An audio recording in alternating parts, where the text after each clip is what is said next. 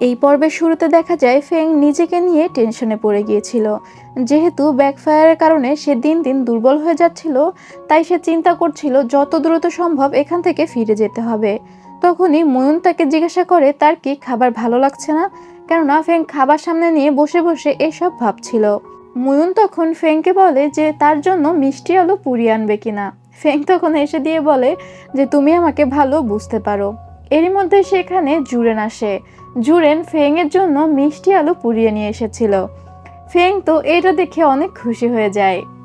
জুরেন বলে খেয়ে দেখো তো, তোমার যে স্পেশাল পার্সন তোমাকে মিষ্টি আলু পুড়িয়ে খাইয়েছিল তেমন হয়েছে কিনা। ফেং মুগ্ধ হয়ে জুরেনের কথা শুনতে থাকে। ফেং তখন মনে মনে বলে আগেও যেমন ছিল এখনো তেমন আছে। জুরেন তখন বলে আমি সারা জীবন তোমাকে তোমার পছন্দের মিষ্টি আলু পুড়িয়ে খাওয়াতে রাজি আছি। তখনই ফেং খেয়াল করে যে জুরেনের হাত পুড়ে গিয়েছে মিষ্টি আলু পোড়াতে গিয়ে কয়লা লেগে। তখন সে দ্রুত ওঠে একটি ওষুধ নেওয়ার জন্য। জুরেন ফেং এর পিছু পিছু আসে, আর তারপর ফেং দাঁড়ালেই ফেংকে নিজের কাছে টেনে নিয়ে কিস করার চেষ্টা করে। ওহ, এটা যদি আসল ডং হওয়া হতো নিশ্চয়ই ফেং খুশিতে মরেই যেত। কিন্তু ফেং জুরেনকে আটকে দেয় এবং বলে চলুন আপনার হাতে ওষুধ লাগিয়ে দিই। এরপর ফেং যত্ন করে জুরেনের হাতে ওষুধ লাগিয়ে ব্যান্ডেজ করে দেয়। যা হোক, জুরেন ফেংকে জানায় নেক্সট দিন সে ফেংকে নিয়ে জঙ্গলে ঘুরতে যাবে। জুরেন শিকারে যাবে এবং ফেংকেও নিয়ে যাবে, এবং পরদিনই জুরেন ফেংকে নিয়ে জঙ্গলে যায়। জুরেন ফেংকে ঘোড়ার উপর বসিয়ে সেই ঘোড়া টেনে টেনে নিয়ে যাচ্ছিল। ব্যাপারটা যে কত কিউট ছিল আপনাদের বোঝাতে পারবো না। আমি তো এখানে জুরেনের ছেলে মানুষই আর কেয়ার দেখে প্রেমে পড়ে যাচ্ছিলাম। ফেং একটি জায়গার দিকে দেখে বলে ওই জায়গাটা সুন্দর। জুরেন তখন ঘোড়ায় উঠে বসে বলে চলো তাহলে একসাথে দেখা যাক, এবং ফেং এর হাত নিজের হাতের মধ্যে নিয়ে ঘোড়া দ্রুত ছুটিয়ে সেদিকে চলে যায়। ফেং তখন মনে মনে চিন্তা করে যে আমি আপনার বাহু জোরে আসার জন্য শেয়াল হয়ে কত বাহানা করতাম, আর এখন দেখুন আপনি নিজেই আপনার বুকের মধ্যে আমাকে টেনে নিচ্ছেন, কিন্তু আমি সহজভাবে যেতে পারছি না। এরপরে দেখা যায় ফেং লর্ড চেনের আনা সেই স্বর্গীয় ফুলগুলো গুনে গুনে দেখছিল। সে সেটা দিয়ে জুরেনের জন্য মিষ্টি বানানোর চিন্তা করছিল। ময়ূন তাকে সাহায্য করতে চাইলে সে বলে সে নিজেই পারবে। এরপর দেখা যায় কিন্তি জুরেনের কাছে আসে এবং এসে জানায় যে কেউই এই তলোয়ারটা বানাতে পারছে না, ফেংয়ের ডিজাইন করা ওই তলোয়ারটা। এমনকি কিন্তি নিজেও এটা বুঝতে পারছে না সে কি ফেংয়ের সাথে কথা বলতে পারে এই তলোয়ারের ব্যাপারে। জুরেন তখন তাকে অনুমতি দেয়। কিন্তি তখন ফেংয়ের খোঁজে যায়। ফেং তখন রান্নাঘরে বসে জুরেনের জন্য মিষ্টি বানাচ্ছিল, কিন্তু সেখানে সেই ফেংয়ের কাছে ওই তলোয়ারটি দেখিয়ে যেখানে বুঝতে পারছিল না সেখানে বুঝিয়ে দিতে বলে। ফেং ইজিলি সেটা বুঝিয়ে দেয়, কিন্তু তখন বলে আমি কত বড় গাধা, তুমি যত সহজে বুঝিয়ে দিলে অথচ আমি বুঝতেই পারছিলাম না। ফেং তখন কিন্তিকে জিজ্ঞাসা করে সে তার দাগের ওই ওষুধটি ব্যবহার করছে কিনা। কিন্তি বলে যে ওই ওষুধটা অনেক দামি, তাই আমি ব্যবহার করার সাহস পাচ্ছি না। ফেং তো আর কিন্তির গভীর কথা বুঝতে পারে না, সে এসে বলে আহামরি দামি না, কয়েকটা কটন রোজ ফ্লাওয়ার দিয়ে বানানো। এরপর ফেং কিন্তিকে বলে মিষ্টিগুলো টেস্ট করে দেখার জন্য, সে জুরেনের জন্য স্পেশালি বানিয়েছে। সে কিন্তিকে একটি মিষ্টি তুলে দেয়, তবে কিন্তির হাত ময়লা ছিল, তাই ফেং বলে থাক তোমার হাত দিয়ে ধরতে হবে না। সে নিজে কিন্তির মুখে তুলে দেয়। কিন্তি তো অনেক অপ্রস্তুত হয়ে গিয়েছিল, সতে হলেও সে ফেংকে ভালোবাসতো।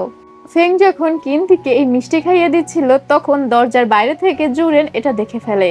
সে ফেং এর খোঁজে কিচেনে এসেছিল এবং এসে দেখতে পায় যে ফেং কিন্তিকে মিষ্টি খাইয়ে দিচ্ছে, আর সে মন খারাপ করে সেখান থেকে চলে যায়। এরপর ফেং কিন্তিকে জিজ্ঞাসা করে মিষ্টিগুলো কেমন হয়েছে, জুরেন কি এটা পছন্দ করবে কিনা। এরপর ফেং ওই মিষ্টিগুলো নিয়ে জুরেনের কাছে আসে, কিন্তু জুরেন তো আগেই দেখে এসেছে যে কিন্তিকে মিষ্টি খাইয়ে দিচ্ছে, যেটা দেখে তার মন খারাপ হয়েছে। তাই জুরেন যথাসম্ভব চেষ্টা করে ফেংকে ইগনোর করার, কিন্তু সে করতে পারে না, যেহেতু ফেং এর প্রেমে সে অন্ধ ছিল। তখন সে ফেংকে জিজ্ঞাসা করে যে আমার আগে এই মিষ্টিকে তুমি অন্য কাউকে খাইয়েছো। ফেং তখন ড্রং হওয়াকে অনুভব করে বলতে থাকে যে হ্যাঁ খাইয়েছি, সে আমার অনেক ভালো ফ্রেন্ড ছিল, আরো ইমোশন নিয়ে ডং হওয়ার ব্যাপারে বলতে থাকে। তবে জুরেন মনে করে যে ফেং এই সব কিছুই কিন্তিকে নিয়ে বলছে, আর তাই সে বলে সে এখন মিষ্টি খাবে না, তার এখন মুড নেই, ফেং যেন চলে যায়। আর ফেংও তখন কিছু না বলে সেখান থেকে চলে যায়। জুরেন তখন চিন্তা করে আমি যদি জানতাম সে চলে যাবে তাহলে তো আমি তাকে যেতেই বলতাম না, বেচারা পড়েছে দোটানায়। ফেং যাওয়ার পর সে ওই মিষ্টিগুলো টেস্ট করে এবং তারও খুব ভালো লাগে। তখনই তার কাছে ইউনুস আসে এবং জানায় যে প্রিন্সেস ওয়ান তাকে ডিনারের জন্য ইনভাইট করেছে। প্রিন্সেস ওয়ান এক ধরনের মিষ্টি বানিয়েছে যেটা জুরেনকে খাওয়াতে চায়, আর তাই জুরেন প্রিন্সেস ওয়ানের প্যালেসে যায়। প্রিন্সেস ওয়ান খাবার রেডি করে জুরেনের জন্য বসেছিল। প্রিন্সেস ওয়ান যে মিষ্টিটা বানিয়েছিল সেই মিষ্টিটা কোনো প্রেমিকা তার প্রেমিকের উদ্দেশ্যেই বানায়, ভালোবাসার গভীরতা প্রকাশ করতে। মানে ওয়ান ইনডিরেক্টলি জুরেনকে ভালোবাসার কথা বলে, তবে জুরেন সেই মিষ্টি টেস্টও করে না। জুরেন তখন প্রিন্সেস ওয়ানকে একটি ফেস্টিভ্যালের ব্যাপারে বলে। প্রিন্সেস ওয়ানকে দায়িত্ব দেয় অনুষ্ঠান সুন্দরভাবে সম্পন্ন করার জন্য এবং বলে যে ফেং জিউ অনেক ভালো মিষ্টি বানাতে পারে, তাকে মিষ্টি বানানোর দায়িত্ব দিও। এরপরে জুরেন সেখান থেকে চলে যায়। নেক্সট দিনই দেখা যায় ফেং মিষ্টি বানাচ্ছে প্যালেসের সবার জন্য।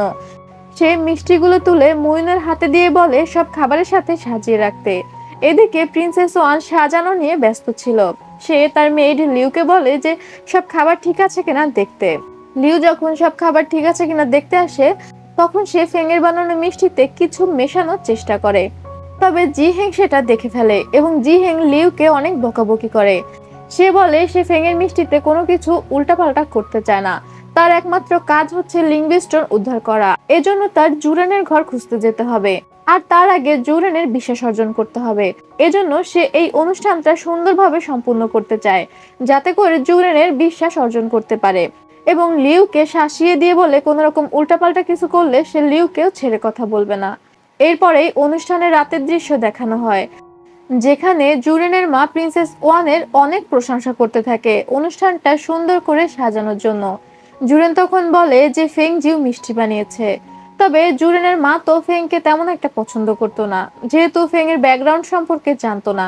তাই সে বলে যে আমি তো ভাবছিলাম যে ফেং শুধু মারামারি করতে জানে, এটা ভালো হলো যে সে রান্নাও জানে। তখন জুরেন বলে ফেং এর বানানো মিষ্টি সবাইকে দিতে। তো সেই মিষ্টি যখন নিয়ে আসা হয়, ইউনুস বলে সে প্রথমে টেস্ট করে দেখবে, কেননা এটাই নিয়ম, রাজাকে কোনো খাবার দেওয়ার আগে তার সেবক সেটা আগে খেয়ে দেখবে। আর তাই ইউনুসকে প্রথমে টেস্ট করতে দেয়া হয়। তবে ইউনুস টেস্ট করে বলে যে ঠিক আছে, খুব মজা। কিন্তু সেই মিষ্টি জুরেনের কাছে দেওয়ার আগেই ইউনুস মাটিতে পড়ে যায়। সেখানে ইম্পেরিয়াল ডাক্তার ছিল, সে চেক করে জানায় যে ইউনুস মারা গিয়েছে। এরপর মিষ্টিগুলো চেক করে দেখা যায় মিষ্টিতে বিষ আছে। তাহলে তো এই দায় অবশ্যই ফেংয়ের উপর পড়বে। ফেং সামনে এসে অনুরোধ করে বলতে থাকে যে সে এমন কিছুই করেনি, কিন্তু কে শোনে কার কথা। সেখানে জুরেনের বড় ভাইও ফেংয়ের উপরে দোষ দিতে থাকে এবং সে তার মাকে উস্কে দিয়ে বলে যে ফেংয়ের উদ্দেশ্য হয়তো এটাই ছিল, এই কারণে সে তার ফ্যামিলি বা কোনো কিছুই প্রকাশ করেনি। জুরেন আর কি করতে পারে, নিয়ম অনুযায়ী বাধ্য হয়ে সমস্ত মেইড সহ ফেংকে জেলে বন্দি করে রাখা হয়। ঘরে ফিরে জি হেং লিউকে বারবার জিজ্ঞাসা করতে থাকে যে সে কিছু করেছে কিনা। লিউ বলে জি হেং বলার পর সে আর কিছুই করেনি। এদিকে জুরেন আর কিন্তি দুজনেই ফেং এর জন্য অস্থির হয়ে পড়েছিল। তারা তো দুজনেই বিশ্বাস করতো যে ফেং কিছু করতেই পারে না। বিশেষ করে কিন্তি জুরেনের থেকেও বেশি কনফিডেন্স ছিল যে ফেং কিছুই করেনি। জুরেন তখন কিন্তিকে 7 দিনের সময় দেয় সবকিছু ইনভেস্টিগেশন করার জন্য। এদিকে জুরেনের বড় ভাই ফেংয়ের বিরুদ্ধে জুরেনের মাকে উস্কাতে থাকে এবং বলে যে কিন্তি আর জুরেন দুজনেই ফেংয়ের প্রতি দুর্বল, তাই তাদেরকে যদি দায়িত্ব দেওয়া হয় তারা ঠিক মতো ইনভেস্টিগেশন করতেই পারবে না। জুরেনের মাও তার সাথে সহমত প্রকাশ করে। এরপর বলে তাহলে এই ইনভেস্টিগেশনের দায়িত্ব সে নিজে নেবে, সে এই সব কিছুর রায় দিবে। সিন শিফট হয়, দেখা যায় যে জেলের মধ্যে ময়ূনকে খুব বেশি মারছিল সেখানকার গার্ডরা। তবে ময়ূনকে এরকম মারতে দেখে ফেং দৌড়ে এসে ময়ূনকে জড়িয়ে ধরে, কিন্তু তারপরেও সেই সৈন্য ফেং এর গায়ে আঘাত করতে থাকে। তখনই সেখানে কিন্তি চলে আসে এবং কিন্তি ওই সৈন্যকে আটকে দেয়। তারপর বলে যে জুরেন 7 দিনের সময় দিয়েছে, এই 7 দিনের আগে কেউ যেন ফেংকে টাচও না করে। তখন ওই সৈন্য হাসতে হাসতে বলে যে ফেংই আসল দোষী, 7 দিনের মধ্যে কিন্তি কিছুই প্রমাণ করতে পারবে না। তবে কিন্তি কনফিডেন্টলি বলে যেহেতু 7 দিন সময় দেওয়া হয়েছে তো বাকিটা 7 দিন পরেই কথা হবে। এরপর কিন্তু ফেংকে ভালো করে জিজ্ঞাসা করে যে তার ব্যাকগ্রাউন্ড কি, এই ফুলগুলো সে কোথা থেকে পেয়েছে। কিন্তু ফেং তো কিছুতেই এসব বলতে পারবে না, সে বারবার কথা এড়িয়ে যেতে থাকে এবং কিন্তিকে বলে যে তুমি যদি আমাকে বিশ্বাস করো তাহলে তুমি ইনভেস্টিগেশন করো, কিন্তু আমি আমার ব্যাকগ্রাউন্ড, আমার হোম কান্ট্রি কিছুই আমি বলবো না। এদিকে জুরেন ফেংয়ের সাথে কাটানো মুহূর্তগুলো ভাবতে ভাবতে অস্থির হয়ে পড়েছিল। সে ফেংকে প্রচন্ড পরিমাণে মিস করছিল, আর তার হাতে কোনো উপায়ও ছিল না ফেংকে বের করে আনার, কেননা রাজাদের তো অনেক নিয়ম কানুনের মধ্যে থাকতে হয়। তখন সেখানে জুরেনের মা আসে এবং জুরেনের মা জুরেনকে বলে, তোমার বাবা বেঁচে থাকতে বলতেন যে তোমার সব ঠিক আছে, কিন্তু তুমি মানুষকে বেশি ক্ষমা করে দাও। স্পষ্টই দেখা যাচ্ছে যে ফেং এখানে তোমার ক্ষতি করার চেষ্টা করেছে। এখন যদি তুমি ফেংকেও ক্ষমা করে দাও তাহলে ভবিষ্যতে তোমারই বিপদ বাড়বে। এরপরে জুরেনের মা জুরেনের জন্য নতুন একটি সার্ভেন্ট এনে দেয়, কেননা ইউনুস তো মারা গিয়েছিল। সে খুব ইমোশন নিয়ে বলে যে ইউনুস তোমার বাবার সময় থেকে রাজাকে সার্ভ করে আসছিল, তার এরকম মৃত্যুতে তো আমরা সবাই দুঃখিত, কিন্তু তোমার সারাদিনের কাজকর্ম খেয়াল রাখার জন্য একজন সার্ভেন্ট তো দরকার। সে নতুন একটি ছেলে যার নাম ছিল ইয়ান, তাকে জুরেনের সার্ভেন্ট হিসেবে নিয়োগ দেয়। এরপর দেখা যায় রাতে জুরেন হাঁটতে হাঁটতে ভুল করে ফেং এর ঘরের সামনে চলে আসে। হঠাৎ তার মনে পড়ে ফেং তো এখানে আর নেই, আর সে মন খারাপ করে লেক পারে চলে যায়। জুরেন লেক পারে এসে দেখতে পায় প্রিন্সেস ওয়ান তার জন্য প্রার্থনা করছে যে আজকাল জুরেনের মন ভালো নেই, যেন তার মন সবসময় ভালো থাকে। জুরেন তখন সেখানে আসে এবং তার মনে পড়ে যে আজ প্রিন্সেস ওয়ানের মায়ের মৃত্যুবার্ষিকী এবং প্রিন্সেসের জন্মদিন। তখন জুরেন দুঃখ প্রকাশ করে যে সে কথা দিয়েছিল প্রিন্সেস ওয়ানের সাথে তার জন্মদিন পালন করবে, কিন্তু করতে পারেনি। তবে জিহেং এসব কিছু মনে রাখে না। সেখানে জিহেং তার বাদ্যযন্ত্রটি নিয়ে এসেছিল। জুরেন জিজ্ঞাসা করে সে এটা কেন এনেছে। জিহেং বলে তার মা এই বাদ্যযন্ত্র শুনতে অনেক পছন্দ করত, তাই তার মায়ের মৃত্যুবার্ষিকীতে সে এটা তার মায়ের উদ্দেশ্যে বাজায়। জুরেন তখন তাকে সেটা বাজাতে বলে। জিহেং তখন সুর করে সেই বাদ্যযন্ত্র বাজাতে শুরু করে, যেটা জেলের মধ্যে বসে ফেংও শুনছিল। ফেং তখন মনে মনে চিন্তা করে যে আপনি দ্বিতীয়বারের মতো আমাকে বন্দি করে রেখেছেন, জানি না এবারও স্কাই কিংডমের মতো হবে কিনা, মানে ফেং অনেক বিপদে পড়ে তার জীবনই হারাতে বসবে কিনা। এরপরে দেখা যায় কিন্তি জুরেনের কাছে আসে এবং এসে বলে যে তার দেওয়ার সময় শেষ হতে চলেছে, কিন্তু এখনো কোনো প্রমাণ পাওয়া যায়নি। বিশেষ করে ফেং তো কথা বলতেই রাজি না। কিন্তু তখন জুরেনকে অনুরোধ করে বলে যে ফেং তো আপনার ওয়াইফ, আপনি যে কোনোভাবে ফেংকে বাঁচান। জুরেন তখন কিন্তির কাছাকাছি এসে বলে, তোমার কি মনে হয় যে আমি ফেংকে বাঁচাতে চাই না? কিন্তু আমি একজন রাজা, আমাকে অনেক নিয়ম কানুনের মধ্যে দিয়ে চলতে হয়। নিয়ম সবার জন্যই সমান। এখানে জুরেন আর কিন্তি দুজনেই ইমোশনাল হয়ে যায়। কিন্তু এরপরে যায় ফেং এর সাথে দেখা করতে। সে ফেংকে বারবার অনুরোধ করে বলতে থাকে যে ফেং এর ব্যাকগ্রাউন্ড সম্পর্কে বলতে। তবে ফেং কিভাবেই বা বলতো? সে তো আর কিন্তিকে তার আসল পরিচয় জানাতে পারবে না, এটাও বলতে পারবে না যে সে কেন এখানে এসেছে। তাই সে চুপ করে থাকে। কিন্তু তখন ফেং এর উপর অনেক রেগে যায়। জেলে ফিরে আসার পর ফেং ময়ূনকে জিজ্ঞাসা করে যে ময়ূন তাকে ভুল বুঝছে কিনা, এই যে ফেং তার ব্যাকগ্রাউন্ড সম্পর্কে কিছু জানাচ্ছে না এটা নিয়ে। ময়ূন তখন বলে, আপনি কিছু বলছেন না, অবশ্যই এর পেছনে কারণ আছে, আর আমি আপনাকে যে কয়দিন দেখেছি আপনি খুবই ভালো। ফেং তখন ময়ূনকে কথা দেয় যে সে মরে গেলেও ময়ূনকে সে মরতে দিবে না, এবং মনে মনে চিন্তা করে যদি ব্যাকফায়ারও পেতে হয় তাও সে ময়ূনের জীবন বাঁচাবে, কেননা স্কাই কিংডমে সে প্রিন্সেস জিহিত থেকে ময়ূনকে বাঁচাতে পারেনি। তবে এবার সে ময়ূনকে অন্যায়ভাবে মরতে দিবে না। এবার দেখা যায় প্রিন্সেস ওয়ান আসে জুরেনের ঘরে। সে জুরেনের জন্য খাবার তৈরি করে নিয়ে এসেছিল। জুরেনের মন বেশ খারাপ ছিল, তাই সে তর্ক বিতর্কে না যেয়ে খাবার খেয়ে নেয়। প্রিন্সেস ওয়ান তখন জুরেনকে বলে রিল্যাক্সেশনের জন্য সে তার বডি ম্যাসাজ করে দিতে চায়, যাতে জুরেনের একটু ভালো লাগে। জুরেন এই বিষয়ে তর্ক করে না। জিহেং তখন জুরেনের বডি ম্যাসাজ করে দিতে থাকে। হঠাৎ করে জুরেন দেখতে পায় যে সে যুদ্ধক্ষেত্রে আছে, আর তার সামনে ফেং নির্মমভাবে মারা যাচ্ছে। জুরেন ফেং এর নাম ধরে চিৎকার দিয়ে জেগে ওঠে। দেখতে পায় তার সামনে প্রিন্সেস ওয়ান মানে জিহেং বসে আছে। জিহেং তখন জুরেনকে বলে যে আপনি কি দুঃস্বপ্ন দেখেছিলেন? জুরেন জিহেংকে বলে তার প্যালেসে ফিরে যেতে। জুরেনের সার্ভেন্ট তখন জিহেংকে তার প্যালেসে দিয়ে আসে। জিহেং ফিরে এসে বলে যে আমি অনেক খোঁজাখুঁজি করে দেখেছি, কিন্তু জুরেনের ঘরে লিংবিস্টোন নেই। তখন আমরা পাস্টের একটি সিনে দেখতে পাই যে জুরেন ঘুমানোর পর জিহেং তার সারা ঘর তল্লাশি করে দেখেছে, কিন্তু কোথাও লিংবিস্টোন ছিল না। আর জিহেং জুরেনকে যে খাবার দিয়েছিল তার মধ্যে ঘুমের ওষুধ মিশিয়ে দিয়েছিল, এই কারণে জুরেন ঘুমিয়ে পড়েছিল। এরপরে দেখা যায় জুরেন ফেং এর সাথে দেখা করতে আসে। সে সেই ফেংকে জড়িয়ে ধরে। ফেং তখন বলে আমাকে এখান থেকে নিয়ে চলুন। জুরেন বলে আমি তোমাকে এখান থেকে নিতে চাই, কিন্তু তার আগে তো তোমাকে কিছু কথা বলতে হবে, এটা প্রমাণ করতে হবে যে তুমি নির্দোষ। ফেং তখন বলে যে আপনি আমাকে বিশ্বাস করেন না। জুরেন খুব আবেগ নিয়ে বলে যে আমি তোমাকে বিশ্বাস করি, আমি তোমাকে ভালোবাসি। ফেং তখন বলে আপনি কি আমাকে সত্যিই ভালোবাসেন? জুরেন বলে, কোনো সন্দেহ নেই, তোমাকে ছাড়া আমি একটা মুহূর্ত থাকতে পারছি না, আমার ঘুম হচ্ছে না, আমি তোমাকে অনেক ভালোবাসি। ফেং তখন মনে মনে চিন্তা করে যে জুরেন যেহেতু আমাকে এত ভালোবাসে, এখন যদি আমি অন্যায়ভাবে মারা যাই, পরে যদি জুরেন জানতেও পারে যে আমি কিছু করিনি, তাও আমাকে যে হারিয়েছে এটার জন্য জুরেন সারা জীবন মনে মনে কষ্ট পাবে, আর এতে তার ভালোবাসার দুর্ভাগ্য কমপ্লিট হয়ে যাবে।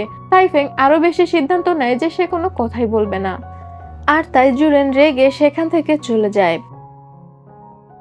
এরপরে আমাদের স্কাই কিংডমের দৃশ্য দেখানো হয়, যেখানে লর্ড চেন যখন জানতে পারে যে ফেং এমন বিপদে আছে, সে অস্থির হয়ে চলে আসতে চায় ফেংকে সাহায্য করার জন্য। সিমিং তখন লর্ড চেনকে শান্ত করে এবং বলে যে ফেং তো ইমর্টাল, সে তো মারা যাবে না, কিন্তু এখন যদি ফেং মর্টাল ওয়ার্ল্ড থেকে মারা যায়, তাহলে ডং হওয়ার কাল্টিভেশন কমপ্লিট হয়ে যাবে। এটা শুনে লর্ড চেন একটু শান্ত হয়, যত দ্রুত ফেং এর কাজ শেষ হবে তত দ্রুত সে শান্তিতে ফিরে আসতে পারবে, তাই লর্ড চেনও শান্ত হয়ে যায়। এরপর দেখা যায় কিন্তি আবারও ফেং এর কাছে এসেছে এবং সে ফেংকে অনেক অনুনয় বিনয় করে বলে যে 7 দিন সময় আজকেই শেষ হয়ে যাচ্ছে, তুমি অন্তত কিছু ইনফরমেশন দাও, নিজের ব্যাকগ্রাউন্ড সম্পর্কে না বলো, রান্নার সময় থেকে মিষ্টিগুলো রাখা পর্যন্ত কি কি হয়েছে সেই ইনফরমেশন দাও, কোনো কিছু কি এলোমেলো লেগেছে কিনা। ময়ূর তখন ফেংকে অনুরোধ করে কিন্তিকে সাহায্য করার জন্য। ময়ূরকে যে প্লেটে সে মিষ্টি রাখতে দিয়েছিল, ওই মিষ্টিটা সভায় যাওয়া পর্যন্ত প্লেটটা চেঞ্জ হয়ে গিয়েছিল, মিষ্টি তো একই রকম ছিল কিন্তু প্লেট এক ছিল না। এটা শুনে কিন্তি দৌড়ে সেখান থেকে বের হয়ে যায়। এরপর সে ওই মিষ্টিগুলো আবারও পরীক্ষা করে এবং তার সাথে থাকা সার্ভেন্টকে জিজ্ঞাসা করে যে যে প্লেটে মিষ্টি সভায় নিয়ে যাওয়া হয়েছিল সেই প্লেটটা কোথায়। তার সার্ভেন্ট জানায় সেটা তো ইউনুসের হাত থেকে পড়েই ভেঙে গিয়েছিল এবং ফেলে দেওয়া হয়েছে। এবার দেখা যায় প্রিন্সেস ওয়ান আসে জুরেনের কাছে, সে জুরেনের হালকা পাতলা কেয়ার নিতে শুরু করেছে। জুরেন ও প্রিন্সেস ওয়ানকে ভালোই বিশ্বাস করছিল। প্রিন্সেস ওয়ান মানে জিহিং তখন ইনিয়ে বিনিয়ে জুরেনের কাছ থেকে লিং বেস্টনের ব্যাপারে জানতে চায়, তবে জুরেন ডিরেক্টলি তাকে এই বিষয়টি অ্যাভয়েড করতে বলে। তোমার যদি পাথরের সম্পর্কে বেশি ইন্টারেস্ট থাকে তাহলে কারিগরকে ডেকে গয়না বানিয়ে নাও। ভালো উত্তর ছিল। এরপরেই আসে সেই সন্ধিক্ষণ, যেখানে সভায় ফেংয়ের বিচার করা হবে। জুরেন জেনারেল কিন্তিকে ডেকে জিজ্ঞাসা করে কোনো কিছু সে খুঁজে পেয়েছে কিনা। জেনারেল কিন্তি তখন জানায় যে সে কিছু খুঁজে পেয়েছে। এরপরে সে তার দুজন সার্ভেন্টকে ভিতরে ডাকে, একজনের সাথে ছিল কুকুর এবং আরেকজনের হাতে সেই মিষ্টিগুলো। এরপর জেনারেল কিন্তি বলে যে আমি এই মিষ্টিগুলো খেয়ে আপনাদের সবাইকে দেখাবো, এই মিষ্টিতে যে বিষ ছিল না আমি খেয়ে প্রমাণ করব, আর যদি এই মিষ্টি খাওয়ার পর আমি মরে যাই তাহলে ধরে নেবেন যে ইনভেস্টিগেশনে ফেল হওয়ার কারণে আমি আমার নিজের জীবন দিয়ে দিলাম। এটা বলে সে সেখান থেকে একটু মিষ্টি কেটে খেয়ে নেয়, তবে তার কিছুই হয় না। এরপর সেই সেম মিষ্টি সে একটু কেটে ওই কুকুরকে খাওয়ায় এবং সাথে সাথে কুকুরটি মারা যায়। এরপর কিন্তি বলে আমি কিন্তু কোনো অ্যান্টিডোট নেইনি। এবার সে খুলে বলতে শুরু করে। ফেং যে মিষ্টিগুলো বানিয়েছিল সে একটি প্লেটে করে ওই মিষ্টিগুলো খাবার ঘরে পাঠিয়েছিল, কিন্তু কেউ একজন খুব সাবধানে ওই মিষ্টির প্লেটটা বদলে দিয়েছে। ওই প্লেটের মধ্যেই বিষ ছিল, যে কারণে ওই পিঠার নিচের অংশটা বিষাক্ত এবং উপরের অংশে কোনো বিষ নেই। কিন্তু যে পিঠাগুলো পরীক্ষা করছিল সে সেখান থেকে এটাই জানতে পেরেছে। জুরেনের বড় ভাই তখন বলে সে কিভাবে বিশ্বাস করবে যে প্লেটে বিষ ছিল। তখন কিন্তি তার কাছ থেকে একটি প্লেটের ভাঙা টুকরো বের করে। পাস্টের একটি সিনে দেখা যায় কিন্তি যখন জানতে পারে যে প্লেটটি ভেঙে গিয়েছে আর ফেলে দেওয়া হয়েছে, তখন সে তার সমস্ত সৈন্যদের নিয়ে ওই ভাঙা প্লেটের টুকরোগুলোই খুঁজে বের করে। এরপর বলে যে প্রত্যেকটি প্যালেসের প্লেট আলাদা। ফেংয়ের ঘরে যে প্লেট ছিল সেই প্লেটের সাথে এই প্লেট মিলছে না, আর ফেং তো অন্য কারো ঘরের প্লেট এনে মিষ্টি রাখবে না। তবে এই প্লেট মিলছিল জিহেংয়ের ঘরে, মানে প্রিন্সেস ওয়ানের ঘরের প্লেটের সাথে। জিহেং তখন দ্রুত বসে বলে যে সেই ব্যাপারে কিছুই জানে না, কিন্তু তখন বলে একজন মেইড ছিল যে এই প্লেটটি চেঞ্জ করে দিয়েছিল। তখন সেখানে একজন মেইডকে নিয়ে আসা হয়। এই মেইড কিন্তু সেই মেইড যে জিহেং এর চিঠি পেয়েছিল, ও ছিল জুরেনের বড় ভাইয়ের খাস মেইড। তার মানে বোঝাই যাচ্ছে যে এই বিষের ঘটনা সম্পূর্ণ জুরেনের বড় ভাইয়ের কাণ্ড ছিল। কিন্তু তখন বলে এই মেইড সবকিছু স্বীকার করেছে যে সে এই বিষ দিয়েছে। ওই মেইডকে যখন জিজ্ঞাসা করা হয় সেটা কেন করেছে, ওই মেইড হঠাৎ করেই অ্যাগ্রেসিভ হয়ে পড়ে এবং সে বলে জুরেন রাজা হওয়ার যোগ্যই না, শুধু শুধু ওকে রাজার আসনে বসানো হয়েছে, এবং সে একটি তলোয়ার নিয়ে জুরেনের উপরে আক্রমণ করতে যায়। তখন জুরেনের বড় ভাই ওই মেইডকে সাথে সাথে মেরে ফেলে, কেননা এই মেইডকে ধরে যদি জিজ্ঞাসাবাদ করা হতো তাহলে তো ঝোলা থেকে আসল বেড়াল বেরিয়ে পড়তো, মানে জুরেনের বড় ভাই ফেসে যেত। এরপরে দেখা যায় জুরেন ফেংকে আনতে কারাগারে যায় এবং সে ফেংকে বলে আমি তোমাকে নিতে এসেছি। ফেং তখনও জানতো না যে প্রমাণ হয়েছে সে নির্দোষ। সে বলে আপনি আমাকে বিশ্বাস করেছেন। জুরেন বলে যে আমি তোমাকে বিশ্বাস করেছি এবং তুমি আমাকে মাফ করে দিও যে এই কয়দিন তোমার জেলে কাটাতে হয়েছে। এরপরে দেখা যায় জুরেন ফেংকে ম্যাডাম জিউ উপাধি দিয়ে দেয় এবং তার জন্য আরো বড় প্যালেসের ব্যবস্থা করে। তবে ফেং সেই বড় প্যালেসে যেতে চায় না। সে বলে সে তার আগের প্যালেসে ঠিক আছে। জুরেন জোরাজুরি করলে ফেং বলে যে নতুন কোনো জায়গায় গেলে তার ঘুমাতে অসুবিধা হয়, তাই সে তার পুরনো জায়গাতেই থাকতে চায়। এখানে সে অনেকটা মানিয়ে নিয়েছে। এরপরে আমাদের কিন্তিকে দেখানো হয় যে দোটানায় পড়ে গিয়েছিল। তারপর সে তলোয়ারের মডেলটার দিকে তাকিয়ে বলে যে আমাকে কিছু না কিছু করতেই হবে, না হলে আমি আর রাজাকে রক্ষা করতে পারবো না। এরপরে দেখা যায় জুরেন আর তার সার্ভেন্ট কথা বলছিল। সেখানে জুরেনের সার্ভেন্ট জুরেনকে বলে যে আপনি ম্যাডাম জিউকে অনেক ভালোবাসেন, তার অনেক কেয়ার করেন। এটা শুনে জুরেন একটু মুচকি হাসি দেয়। এখানে ড্রামার এই এপিসোডটি শেষ হয়ে যায়।